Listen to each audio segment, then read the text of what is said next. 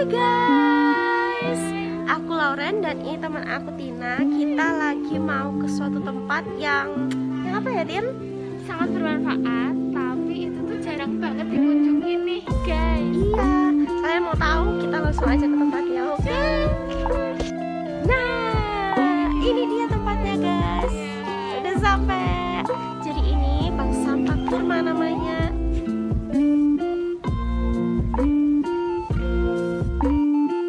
Halo guys, jadi kita udah sama salah satu pengurus di Bank Sampah Kurma Salatiga ini. Kita mau langsung kenalan aja nih sama ibunya. Halo Bu, perkenalkan saya Kristina Maharani. Sebelumnya Ibu boleh perkenalkan namanya sama pengurusnya, mengurus apa, ngelola apa di Bank Sampah ini. Oh iya. Perkenalkan, nama saya Bu Tuti. Saya pengurus Bank Sampah unit namanya Bank Sampah Kurma. Saya sebagai sekretaris dan juga pengelola akun media sosial Bank Sampah Kurma. Bank Sampah Kurma ini letaknya di Jalan Pramuka nomor 21 RW 5 Kecamatan Kelurahan Salatiga, Kecamatan Sidoarjo. Oh ya Bu, jadi kedatangan kita ke sini tuh mau sedikit tanya-tanya tentang bank sampah itu tuh apa kayak gitu. Sebenarnya bank sampah sendiri itu apa sih Bu? Bank sampah itu sebuah sistem pengelolaan sampah yang di dalamnya itu ada edukasi, ada perubahan perilaku, dan juga ada sirkular ekonominya. Jadi tujuan utama dari bank sampah adalah pengurangan sampah. Pengurangan sampah. Jadi secara luas lagi ada sebuah program yang harus dijalankan pengurus untuk mengubah sebuah perilaku. Bagaimana kita mengelola sampah agar tidak menjadi masalah. Kurang lebihnya seperti itu. Oh, iya baik Bu. Kalau misalnya di Bank Sampah Kurma ini sendiri itu tuh mengolahnya tuh ada apa aja sih sampahnya yang di sini tuh dikelola, diterima atau difungsikan ke yang lainnya Oh gitu. iya. Jadi kita ini punya out of taker-nya. Kebetulan Bank Sampah Unit Kurma milik pemerintah ya, harusnya kami mengumpulkan sampah itu ke Bank Sampah Indo harusnya. Cuman karena Bank Sampah Indo-nya di Salatiga itu belum jalan secara baik, jadi kami berusaha mengumpulkan sampah langsung disetorkan ke pengepul. Pengepulnya itu ada di Taman Sari, Pak Budi namanya. Jadi kami berkolaborasi dengan Pak Budi, tanya awal-awal, Pak, sampah yang diterima apa aja, dan sampah itu yang akan kami informasikan ke masyarakat. Setelah kami tanya-tanya ke Pak Budi, itu ada sampah plastik. Jenis plastiknya itu tidak semua plastik. Apa aja? Ada plastik yang tidak bisa diterima, yaitu plastik saset dan juga plastik styrofoam. Ada tamu toh Mbak Tuti. Styrofoam, dan jadi yang diterima itu plastik PET botol ya, plastik PET botol, lalu plastik PP daun, jadi plastik PP yang putih dan bening, lalu ember warna, jadi semua berbahan warna. Gelas aqua itu juga terima, yang itu plastiknya. Dari yang kertas itu semua diterima, dari duplek, dari karton, dari kardus, lalu ada UPC, sampai pembungkus rokok, nota pun diterima. Semua jenis kertas diterima. Lalu ya apa itu, aluminium, dari jenis-jenis logam yang diterima, tembaga, aluminium, lalu apa itu namanya, besi, berbagai jenis logam itu diterima. Lalu sepatu sandal bekas juga diterima. Yang tidak diterima Pak Budi di botol beling itu juga diterima. Tapi pecahan beling tidak diterima. Jadi ada pecahan kaca, piring-piring gelas yang pecah itu tidak diterima. Lalu yang tidak diterima yang lain itu karet, pakaian bekas, mebel yang berbahan dari kayu, ya, jelantah itu tidak diterima dari Pak Budi ini. Oh, iya. Jadi informasi sampah-sampah apa aja yang bisa Bank Sampah Kurma terima itu harus sesuai dengan mitra kami. Mitra kami itu terimanya apa aja. Jadi pengurus harus mempunyai banyak jejaring, punya mitra. Jadi sampah ini kusetorkan di sini, oh sampah ini kusetorkan ke sini, begitu. Bank Sampah Kurma bisa menerima jelantah. Kebetulan jelantah ini kami tidak setor ke Pak Budi, tapi ada pengepul yang sudah tersertifikasi sustainable ISCC kalau tidak salah ya. Jadi sudah tersertifikasi bahwa perusahaan ini, mitra kami ini tidak menyalahgunakan jelantah.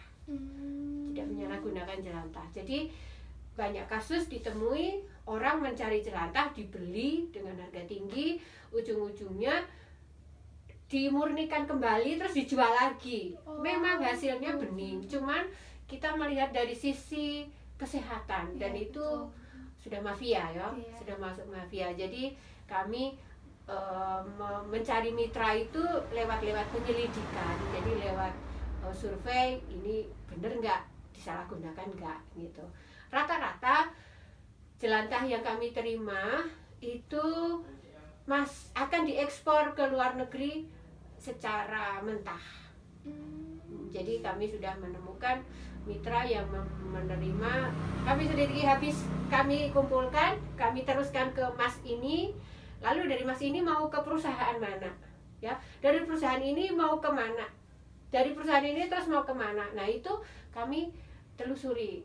Jadi mereka, jadi mereka cerita. Kalau kami tanya, oh Mas dari Salatiga langsung ke ke Semarang, dari Semarang langsung ke Tangerang, dari Tangerang langsung ke luar negeri, misalnya Sri Lanka. Jelas, jadi gitu. transparan gitu ya. Buktinya mana? Iya. Langsung dia kirim PDF-nya, saya lihat, saya cek, oh iya ada tersertifikasi, ada nomor izin usahanya, oh berarti ini legal, gitu ya. Jadi kita juga harus hati-hati untuk menerima. Jadi itu udah ada pengepulnya, udah tahu jelas kemana arahnya sampah yang udah diterima kayak gitu. Nah, kalau kita boleh tahu nih, apa sampah-sampah yang didapatkan tadi, ada plastik, ada kertas, ada logam-logam dan yang lainnya, itu semuanya dikasih ke pengepul atau ada sebagian yang menjadi kerajinan kayak gitu, Bu? Iya, sebagian memang kami tahan, tapi hanya beberapa persen saja. Memang kebanyakan kami teruskan, kami kumpulkan, kami teruskan. Tapi kadang kalau kami butuh sesuatu ya kami sisihkan. Oh, tutup botol kumpulkan aja dulu, kita mau bikin kerajinan, siapa tahu dibuat sesuatu bisa dapat duitnya dikembalikan pada yang membuat, gitu ya. Terus kita mau ini banyak pot-pot, kita mau menanam-nanam, kita sudah buat pupuk, kami mau menanam-nanam, butuh pot misalnya. Oh, ini ada wadah-wadah bagus-bagus, ini kita bisa jadikan pot. Ya udah, sebelum kita jual ke out of taker-nya, pengepulnya, kami sisihkan. Ya, jadi tergantung kapasitas pengurus. Apa yang bisa dilakukan pengurus dari sampah yang bisa bernilai ekonomi untuk secara kelompok dan pribadi. Karena yang namanya bank sampah itu kami ini sebetulnya hanya membantu. Bank sampah ini sebuah sistem yang membantu masyarakat. Jadi masyarakat punya sampah, kami bantu ubah menjadi uang, uangnya kami kembalikan lagi ke warga yang membawa sampah tadi. Memang alurnya seperti itu. Cuman kadang kan ada berjalannya inovasi dan kebutuhan, sampah itu bisa didonasikan. Kami pengurus yang mengubahnya menjadi uangnya untuk kegiatan sosial kemanusiaan, membantu yang COVID misalnya, membantu yang butuh bantuan keuangan untuk sekolah misalnya, kayak gitu-gitu itu. Tapi untuk di Bank Sampah Kurma masih dikembalikan lagi ke masyarakat. Jadi sistemnya masih menabung. Nah, jadi belum ada program untuk kegiatan kemanusiaan, belum. nanti kalau ada banyak yang berdonasi kami kumpulkan dan bisa jadi uang, bisa kami kelola, diserahkan kembali ke digunakan untuk masyarakat, untuk kebaikan ya. Sial ya Bu Sial. ya. Kalau misalnya itu kan dari sisi sampah-sampah plastik, kertas dan logam gitu ya Bu. Kalau misalnya dari minyak tuh kan tadi kan minyaknya kan bakal disetorkan juga kayak gitu. Nah itu nanti akan disetorkan ke luar negeri kayak gitu lewat beberapa apa tuh namanya distributor dan kayak ini gitu. apa namanya kalau kita menjual itu apa, eksportir. Eksportir ya Bu. Nah kalau itu tuh nanti di sananya akan diolah jadi apa Bu? Kan itu nanti kan dimurnikan kayak gitu. Itu sebagian besar itu minyaknya tuh diolah jadi apa tuh? Oh gitu. Setahu saya dan yang saya pelajari, minyak jelantah ini kan dari bahan nabati ya, dari minyak kelapa sawit. Itu sampai di luar negeri akan diubah menjadi minyak biodiesel. Jadi bisa digunakan untuk pengganti bensin. Jadi kan pemerintah dan banyak aktivis sekarang kan gencar untuk mengajak para pelaku bisnis besar itu ataupun pemerintah untuk mengurangi bahan baku fosil. Ya kalau memang bahan baku fosil itu kan kalau diambil terus-menerus kan juga akan habis ya kan. Sedangkan kebutuhan kita itu terus-menerus. Jadi pasti harga bensin, harga solar kan pasti akan naik. Ya, sedangkan orang sudah mulai berpikir untuk istilahnya apa ya, menekan emisi karbon begitu dengan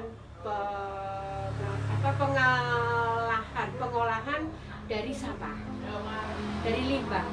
Jadi limbah ini bukan hanya dibuang tapi bisa menjadi sesuatu yang bernilai ekonomi. Nah Indonesia setahu saya ya, dari jelantah ini mau dibuat biodiesel itu sepertinya belum ada.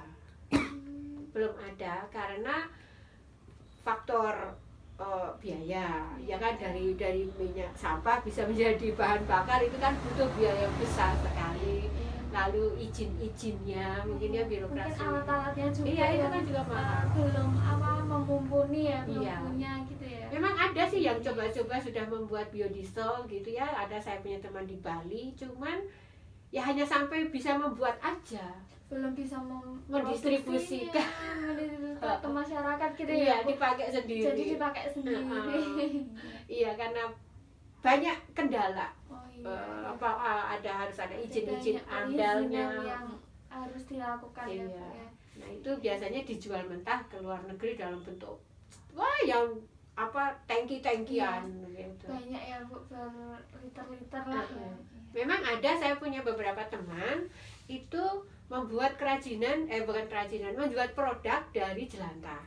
Dibuat lilin, dibuat sabun gitu ya. Dan itu memakai formula khusus. Dan bukan jelantah yang hitam-hitam gitu, tapi hanya jelantah yang baru sekali 2 kali dipakai. Jadi masih sedikit bening gitu ya. Itu nanti dicampuri dengan bahan-bahan kimia, akhirnya menjadi sebuah lilin, menjadi sebuah sabun. Sabunnya ya nggak mumpluk-mumpluk sih saya lihat. Enggak yang berbusa banget Enggak. gitu ya, Bu. Jadi mungkin masih belum ini banget gitu. Iya, jadi ada inovasi dari orang lain yang kami ketahui, ternyata jelantah bisa ya Bisa dibuat juga nih. lilin gitu kan. Kalau bisa lilin ini, produk lilin ini bisa dikembangkan, kan bisa jadi souvenir, bisa jadi duit Iya, gitu. betul. Tapi kembali lagi, seimbang nggak? Iya. Seimbang dari bahan dengan limbah terus menjadi sebuah produk dijual, seimbang nggak? Dengan segini gitu ya, Bu, biasanya ya. Nah, kalau misalnya kayak kita lihat di kerajinan ini berbagai kerajinan di belakang, dan ada beberapa juga teman-teman yang ada di sana yang kita nggak bisa lihatkan satu persatu ya. Nah salah satunya ini yang dibawa Ibu Tuti ini ya. Nah ini tuh nantinya dijual atau gimana Bu? Yang udah dibuat nih kayak dari tutup botol, kebanyakan dari tutup botol ya.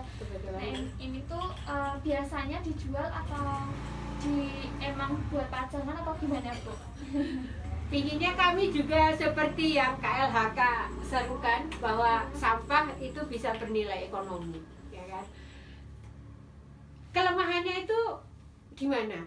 Kekuatan kami itu bisa membuat. Kekuatan kami bisa membuat. Kelemahan kami gimana? Kami nggak bisa jual. Karena kalau sudah masuk dunia pasar itu banyak persaingan, banyak strategi yang harus kita ngikuti perkembangan zaman agar barang kita itu laku. Dan kami kendalanya di situ, sumber dayanya masih kurang untuk strategi pemasaran. Jadi akhirnya kembali kami semampu kami. Jadi dari sampah dari tutup botol itu kami kumpulkan, kami cuci, terus kami buat kerajinan. Tidak semua ibu-ibu punya waktu. Jadi kebetulan saya ada waktu dan saya suka. Jadi saya mengerjakan sesuatu yang saya suka. Akhirnya itu yang saya tekuni. Daripada saya bisa membuat ini, membuat itu, tapi malah nggak bisa kejual, akhirnya numpuk, gitu ya. Jadi saya membuat satu produk daur ulang yang bisa saya edukasikan ke orang lain. Oh, saya ajari. Ih, bagus ya, Bu, ini cara bikinnya gimana, gitu. Jadi dari diri saya sendiri mau ngajari, nggak pelit ilmu, gitu ya, nggak pelit ilmu. Terus yang kedua, kalau memang sudah banyak barang, ada yang nawar, ya monggo dibeli. Kami juga sudah buat di media belanja online, tapi juga nggak ada yang beli. Jadi mungkin teman-teman yang mau beli atau mau lihat-lihat apa aja nih hasil kerajinan dari Bank Sampah Kurma, terutama dari Ibu Tuti ini ya, kalian bisa cek di mana, Bu? Kalau di belanjanya di Tokopedia, Tokopedia Bank Sampah Kurma. Cuman di situ tokonya hanya barangnya sedikit gitu ya. Kalau ingin belajar langsung WhatsApp saya. Kalau ingin melihat hasil produk saya seperti apa, bisa saya simpan waktu itu di Instagram. Instagramnya akun astutie_craft. Nah, teman-teman kalau misalnya mau lihat nih kerajinan apa aja nih yang dibuat dari Bu Tuti yang di Bank Sampah Kurma ini, kalian bisa cek di Instagramnya Bu Tuti tadi ya teman-teman, atau bisa cek juga di Tokopedia di Bank Sampah Kurma ya Bu, ya gitu teman-teman. Jadi kalau boleh tahu, kalau misalnya ada warga datang gitu tuh, yang pertama kali harus dilakuin tuh kayak gimana sih? Kayak misalnya daftar atau kayak gimana gitu, Bu? Oh gitu. Jadi informasi dari pengurus kan mengajak warga untuk memilah dulu sampah di rumah ya. Udah tahu kan jenis sampahnya apa? Itu dipilah di rumah. Kami ajari milah di rumah. Jadi bagi yang tidak memilah di rumah ya sudah, ya mungkin karena tidak ada waktu gitu ya. Ya kami terima. Mereka datang, jadi sesuai dengan jadwal yang kami tentukan. Seminggu kan 2 minggu sekali, 2 minggu sekali, sebulan 2 kali. Jadi tanggal-tanggal itu kami umumkan di grup WhatsApp. Akhirnya mereka datang. Para nasabah itu yang sudah memilah sampah di rumah datang. Setelah datang, kami sudah persiapan. Timbangan sudah di depan, alat tulis sudah di depan, gitu ya. Jadi petugas juga sudah standby, mereka datang, kami lihat, kami sapa, jangan lupa menyapa, karena kita orang Indonesia kan harus wajib menyapa ya, agar persaudaraan lebih erat. Jadi mereka juga bersemangat untuk mengelola sampah. Kami lihat sampahnya, jenisnya apa, gitu ya. Ini sudah dipilah atau gabrukan? Tahu gabrukan? Gabrukan itu campur aduk gitu ya. Nah itu baru kami timbang. Kami sapa, kami lihat sampahnya, terus kami timbang berapa kilo, berapa ons gitu ya. Nah setelah itu kami catat, pengurus yang akan mencatat. Oh, Mbak Loren ini punya sampah plastik PET bodong gitu ya, usianya itu 1 kilo. Ya udah, kami tulis nama, RT berapa, lalu nama barangnya apa, jumlah kilonya berapa. Setelah kami catat, pastikan nasabah yang membawa sampah itu melihat timbangannya. Namanya manusia ya, bisa berbuat kesalahan. Ini juga barang, juga bisa saja melenceng, salah-salah.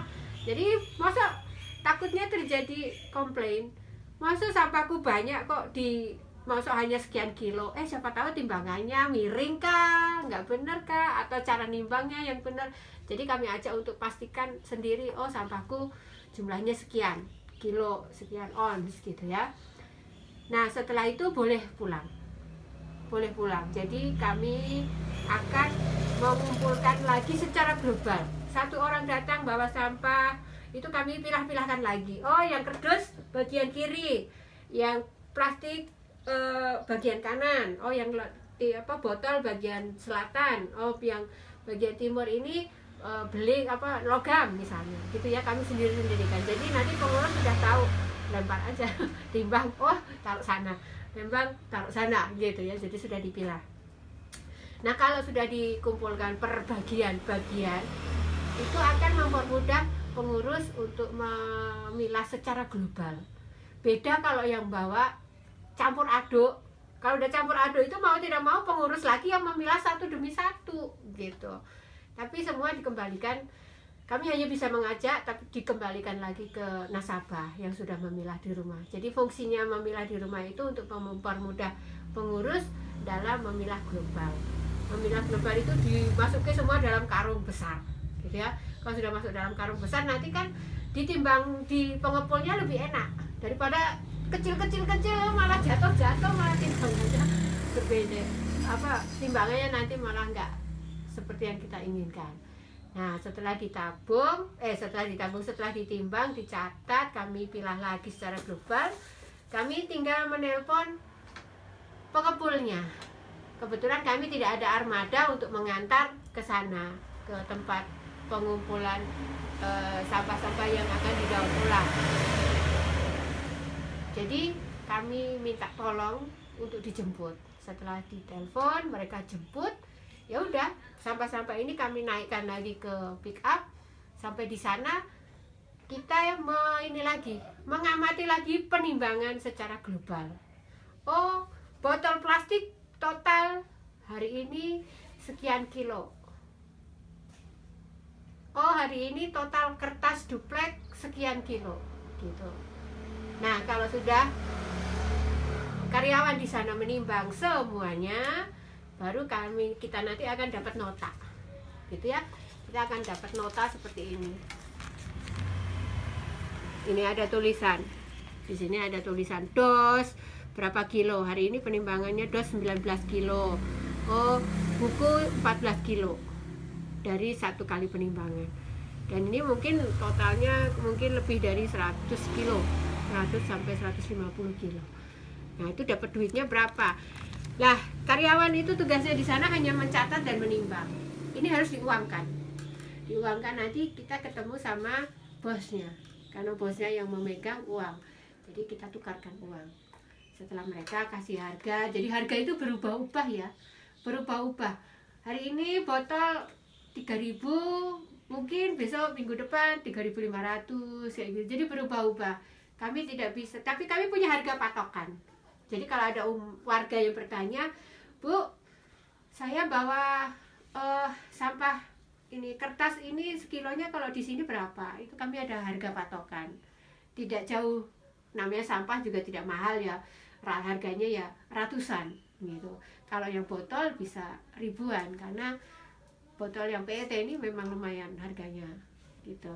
Nah setelah ditulis oleh karyawan, kami uangkan, sampai di tangan kami uang ini dan nota ini menjadi panduan pengurus bendahara untuk memasukkan dalam administrasi pembukuan. Dibagi lagi. Akhirnya memakai hitungan, oh nanti totalnya akan ketemu. Duit ini harus dibagi dua. Berapa untuk nasabah, berapa untuk kas. Gitu ya. Jadi kita tidak ngambil untung banyak-banyak. Hanya karena kita ini walaupun kerja sosial, pengurus bank sampah ini tidak ada yang bayar, tapi kami butuh dana operasional.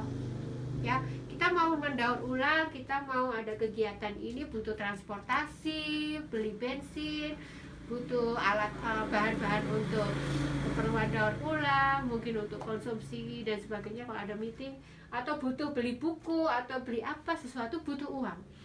Jadi dari 100, 200, 1000, 2000 kami kumpulkan, ngambil tidak banyak. Akhirnya duit ini dibagi dua, ya, yang 20.000 untuk misalnya hari ini 20.000 keuntungan setelah dihitung-hitung untuk masuk ke kas bank sampah, yang ini untuk nasabah. Kembali lagi nanti ada catatan dari satu nasabah yang setor itu akan terhitung berapa uang yang dihasilkan dari sampah yang mereka bawa. Oh, hari ini Bu Lauren bawa botol sekian kilo, setelah ditotal dijual dapat duit, terima uangnya 6.000 gitu ya. Setelah 6.000 ya udah tugas bendahara memasukkan lagi ke dalam buku tabungan gitu ya. Memasukkan Bu Lauren, masukkan di sini tanggal berapa uang yang masuk dan saldo terakhir berapa gitu. Jadi nanti kalau suatu saat nasabah datang, Bapak Ibu nasabah datang mau lihat buku tabunganku berapa, kami punya buku tabungannya, bisa dilihat RT berapa, cari namanya, bisa dilihat. Kadang orang senang gitu ya, sampahku ternyata dihargai, dari sekian bulan aku mengumpulkan sampah ternyata sudah ada 60.000, ya lumayan ya, kayak gitu ya. Wah, beras 5 kilo nih kayak gitu ya. Jadi kadang orang senang. Ada juga nasabah yang punya solidaritas tinggi gitu ya, tahu kondisi pengurus yang kerja sosial, setelah senang melihat sampahnya dihargai begini, udahlah ini untuk pengurus aja gitu ya. Tetap secara administrasi perbankan ya kami keluarkan ucapan terima kasih, kami keluarkan. Misalnya tabungannya di sini 80.000, ya udah keluarkan 80, uangnya lari ke kas gitu, untuk sementara di kas. Jadi kas ini kami berdayakan untuk pengurus dan kegiatan di bank sampah. Kurang lebihnya seperti itu. Mungkin itu ya Bu yang saya sedikit tanyakan tentang bank sampah dan pengelolaan dan yang lainnya. Semoga ini bermanfaat buat saya dan teman-teman semua yang melihat video ini ya. Jadi kita bisa tahu apa sih bank sampah itu, kita bisa tahu apa aja nih yang bank sampah. Salah satunya bank sampah di Salatiga ini, bank sampah Kurma ini terima dari sampah-sampah yang akan dikelolanya nanti. Dan yang penting dari kita setor sampah itu nggak cuma setor aja, ternyata kita bisa menabung gitu teman-teman. Jadi sekian dari kami, terima kasih.